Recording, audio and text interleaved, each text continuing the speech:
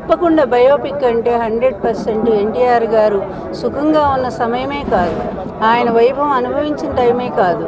ఎందుకంటే ఆయన ముందు జీవితం కూడా చాలా కష్టాలు పడ్డారు. చాలా పేదరికంలో ఒక చిన్న నిట్టాడి ఇంట్లో ఆయన నివాసం చేశారు, చిన్న ఇంట్లో. అదేవిధంగా ఆయన అన్ని కష్టాలు పడి గొప్ప నటుడయ్యి తర్వాత ఎంత అసలు మహానటుడయ్యి ప్రపంచంలోనే అంత తనకి సమానం ఇంకొకళ్ళు లేరనిపించుకొని తర్వాత 35 సంవత్సరాల ఆ ఇండస్ట్రీని వదిలిపెట్టి 35 సంవత్సరాల కాంగ్రెస్ని పూర్తిగా తుడిచిపెట్టి ఆంధ్రప్రదేశ్లో 9 నెలల్లోనే ముఖ్యమంత్రి అయిన మహానాయకుడు ఎన్టీఆర్ గారు. ఆ మహానుభావుడు చేపట్టిందంతా కూడా చాలా సక్సెస్ అయ్యి తర్వాత చివరి దశలో ఆయన అనారోగ్య పరిస్థితుల్లో నన్ను పెళ్లి చేసుకోవడం జరిగింది. అదంతా కూడా 1-2 సార్లు కుటుంబంతో చర్చించి చెప్పి వాళ్ళ ఆమోదం తీసుకునే వివాహం చేసుకున్నారు. అందరూ అంటారు వాళ్ళకి ఇష్టం లేదని. నేను ఒక్కటే అడుగుతున్నాను, మా గవర్నమెంట్ వచ్చిన తర్వాత మా కుటుంబ సభ్యులు మేమందరం కలిసిపోయామా లేదా? ఒకళ్ళిద్దరు తప్ప కుటుంబంలో అందరం కలిసిపోయాం బాగా.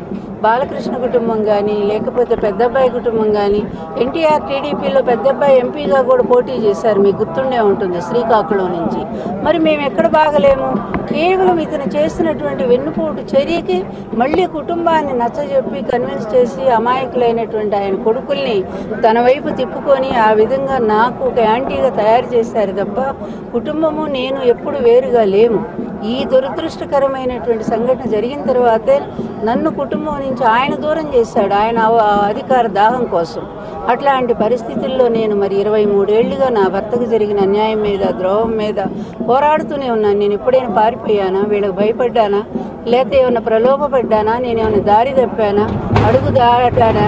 పూర్తిగా ఎన్టీఆర్ గారు అడుగుజాడల్లో నడుస్తూ నేను ఆయన జీవితంతోనే మమేకమై ఇప్పటికీ కూడా ఎన్టీఆర్ అనే 3 అక్షరాలు నమ్ముకొని ఉన్నాను. అదేవిధంగా నేను వైకాపాలో చేరటం కూడా అంతే. ఆయన యాంటీ కాంగ్రెస్గా జగన్మోహన్ రెడ్డి గారు పార్టీ ఏర్పాటు చేసుకుని తన సత్తా ఏంటో తను నిరూపించుకుంటున్నారు కనుక ఆయన పోరాటంలో ఉన్నారు, నేను పోరాటంలో ఉన్నాను కనుక ఒక తల్లి బిడ్డల అనుబంధం లాగా పార్టీలోకి నేను వెళ్ళటం జరిగింది తప్ప అక్కడ అధికారం కోసమో పదవుల కోసమో నేను వెళ్ళటం జరగలేదు. ఇట్లాంటి పరిస్థితుల్లో మరి ఎన్టీఆర్ బయోపిక్ అంటే ఎన్టీఆర్ చరిత్ర అంతా కూడా తీసే ధైర్యం అది బాలకృష్ణ గారికి లేదు. ఎందుకంటే తీస్తే వాళ్ళ భావన విలన్గా చూపించాల్సి వస్తుంది, లేదా నన్ను విలన్గా చూపించాలి. నన్ను విలన్గా చూపిస్తే నేనెందుకు ఊరుకుంటాను? వాళ్ళ నాన్నగారు ఇచ్చిన సాక్ష్యాలు బోలెడున్నాయి తను జరిగిన వెన్నుపోటు మీద. వీటన్నిటిని బయటపెట్టి నేను కోర్టుకు వెళ్ళను. అందువల్ల నేను ఈరోజు నిజం బయటికి అందుకని కాదు సగమే. ఎన్టీఆర్ గారి గురించి బాలకృష్ణ గారు 2 పార్టీలు తీసినా 3 పార్టీలు తీసినా అది సగమే అవుతుంది తప్ప ఎన్టీఆర్ జీవితం పూర్తి కానే కాదు. అందువల్ల అది పూర్తి బయోపిక్ అని నేను అనలేను. ఎందుకంటే సినిమాలు డ్యాన్సులు ఇవన్నీ మామూలే, కానీ అసలు ఒరిజినల్ చరిత్ర అంటేనే జీవితం. ఆ జీవితానికి సంబంధించిన ఆ చరిత్ర నిర్భయంగా చూపించలేనప్పుడు, ఆ ధైర్యం మీకు లేనప్పుడు దాన్ని బయోపిక్ అనే పేరు పెట్టకండి. కానీ చివరి క్షణాల్లో ఆయన పడ్డ క్షోభ ఏంటి, ఆయన బాధ ఏంటి, ఆయన అవమానాలు ఏంటి, ఆయన ఏ విధంగా బాధపడ్డారు, వచ్చిన వాళ్ళందరి దగ్గర ఎలా కళ్ళనీళ్ళు పెట్టుకున్నారు, ఆ జీవితం చూపించగలిగినప్పుడే సంపూర్ణమైన బయోపిక్ అర్థమవుతుంది. ఈరోజు మేము వాళ్ళు సగం తీస్తే మిగిలిన సగం ఆర్జీవి గారు తీస్తున్నారు కనుక కంప్లీట్గా మా సినిమా రిలీజ్ అయితేనే ఎన్టీఆర్ బయోపిక్ జీవిత చరిత్ర అనే దానికి ఒక సంపూర్ణత వస్తుందని నేను ఆయనే చెప్పాలి ఈ విషయాలన్నీ మనం. అసలు ఎందుకంటే ఆర్జీవి గారు